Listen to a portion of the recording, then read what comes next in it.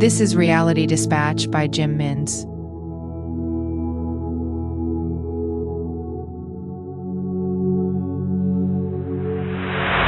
The old man was furious. He had never been embarrassed to such a degree, especially in front of all of his peers.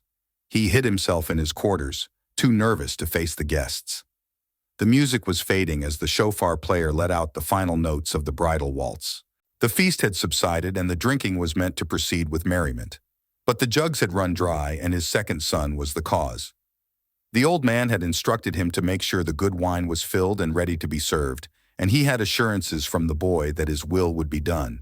As the last of the drops were poured for the final guest to receive, the old man's anger manifested for all to see. Usually, he held no hesitation in showcasing his wrath, especially regarding his children, whom he felt would benefit from a public display of discipline to build character.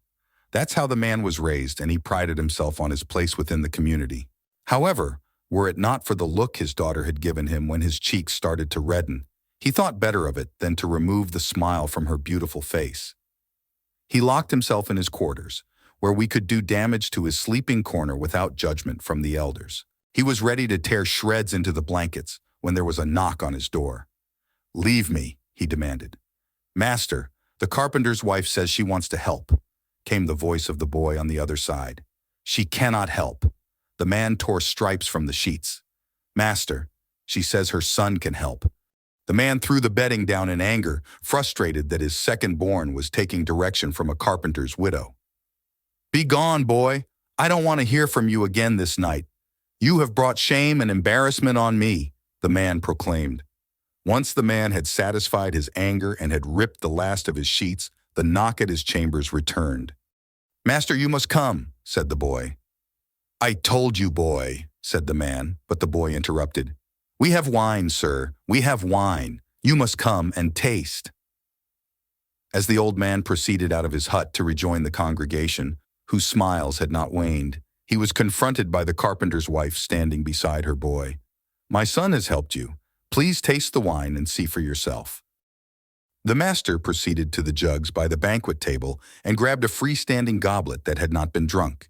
He held the jug by the handle and was surprised by its weight. It had been filled. He did not let on his amazement.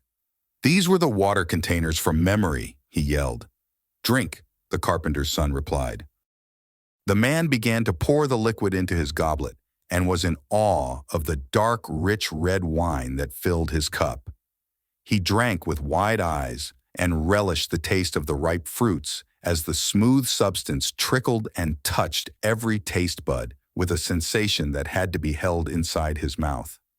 "Did we not serve the best wine first?" the man questioned his son.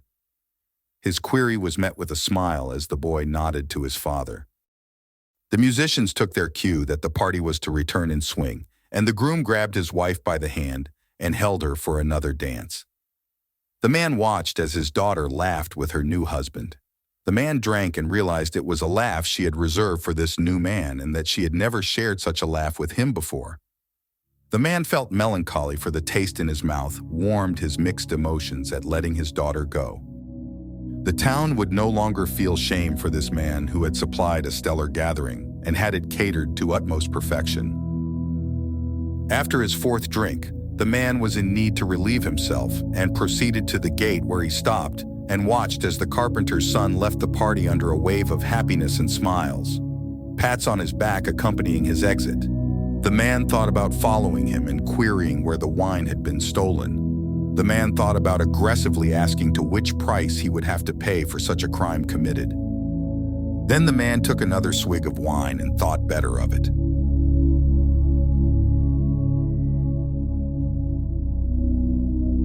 For more stories of fact-based fiction, head to jimmins.substack.com.